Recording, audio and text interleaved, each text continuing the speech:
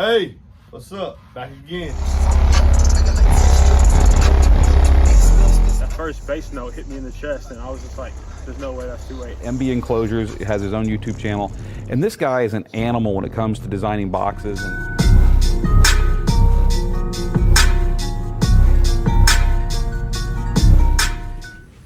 Hey, what's up, y'all? I thought I'd make this video, close the business today, showing the inside of a horn, the MBE horn. Basically, it's just an increasing cross-sectional area. Takes an area of high pressure. Let me show you the basic design. You can make these folds any kind of way. I just kind of like try to keep it simple. As you can see, the cross-sectional area is increasing at each turn. This is your first turn here. All right, then you see this way, it increases here, right around here, it increases again. So these 45s are not the same. They're not the same. It needs to be a certain width so that the pressure is gradually diminished from an area of high pressure, that as it proceeds to an area of low pressure. What happens there, what happens here, because this is where it ends at, and I'll cut this out. This will be cut out. Now this area is equal to or greater than the area of the cone. The area of high pressure culminates at the end of the horn mouth to an area of low pressure, which is able to activate more air than, say, a ported box. Because this membrane, especially if you do the folds long enough, you can have the membrane actually be in time. We'll have this radiating horn mouth be radiating in time with the cone, which leads to greater efficiency with the power being applied. It does not enable you to increase or double the power. It enables you to increase the acoustical output. This acoustical output can be increased anywhere between 6 and the most, sometimes 6 to, depending on the size of the driver. Now, I might be stretching there. I don't even want to say 6. I'm gonna say maybe a 2 to 4 dB increase.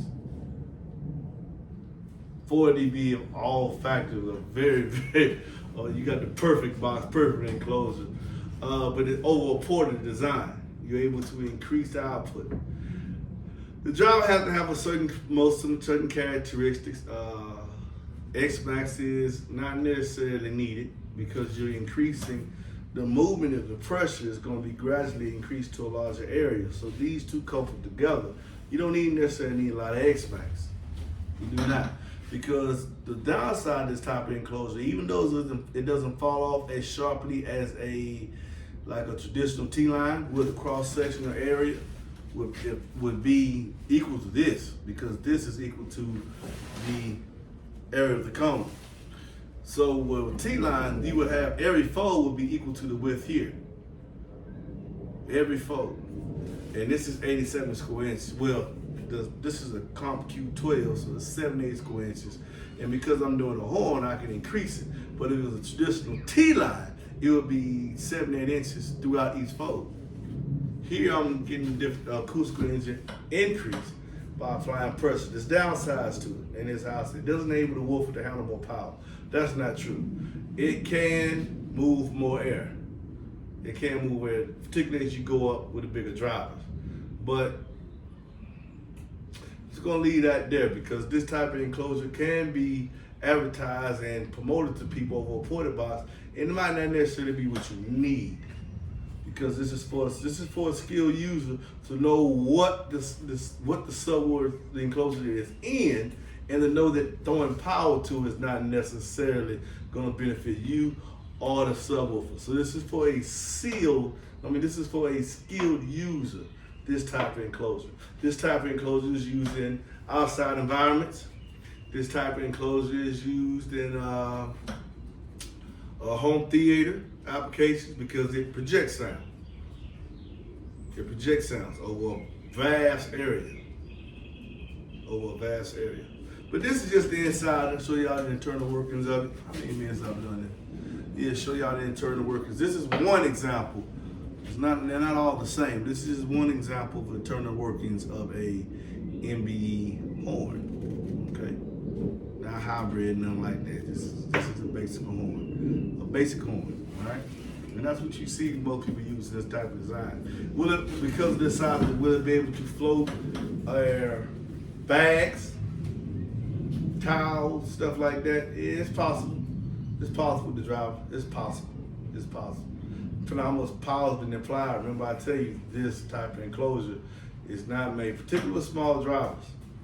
Particularly with small drivers, the mass of the driver itself is going to enable it to not be able to handle that much power. And if you did, once you get to a certain point below 2, then now like a traditional T-line, you will see the woofer really, really start to excurge.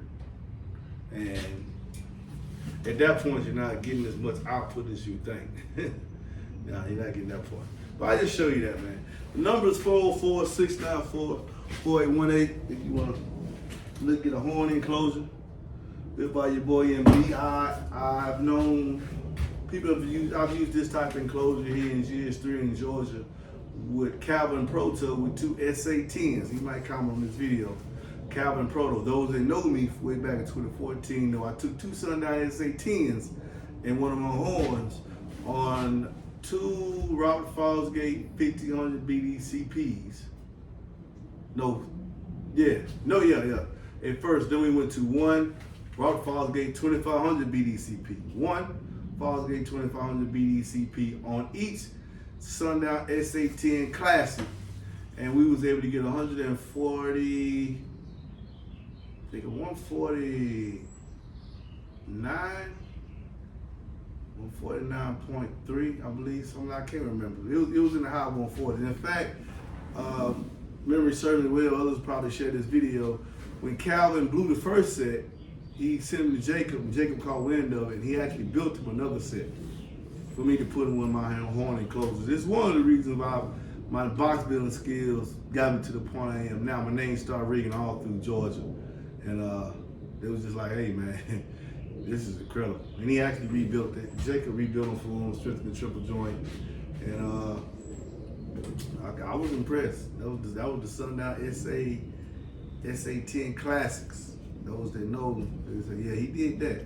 The guy's name is Calvin Proto. CALVIN-PROTO. I don't know if he still go by that name.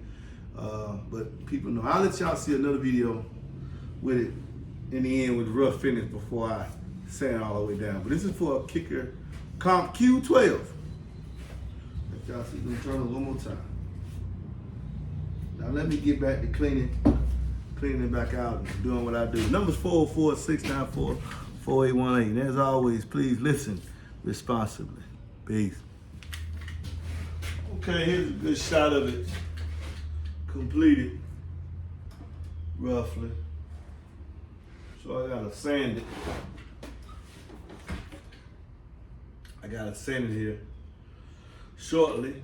But this is how I finish. Now I'm gonna tell you something. When you get a horn box, this box here is very driver specific. You can't just pop subwoofers in and out. It's mainly because most of them have a different SD. Also, this chamber here of high pressure is based off some factors of the sub. So changing the BL, XMAX, QTS, QTS, FS of the driver, all that's gonna dictate how long this has to be so we can get this high pressure down to an area of low pressure and activate a larger area. So this type of enclosure is very unforgiving with popping subwoofers in and out just because they have the same cutout. One subwoofer can sound excellent, and the next subwoofer can sound like garbage. So I ain't did a video on a horn enclosure in a long time, so I'll let y'all finishing this, the finished product. I'll put that video up as well. Anyway, peace. Oh, forgot the number. I already gave y'all the number last part. This is the second part of the video. But just in case, 404-694-4818. And as always, please listen responsibly.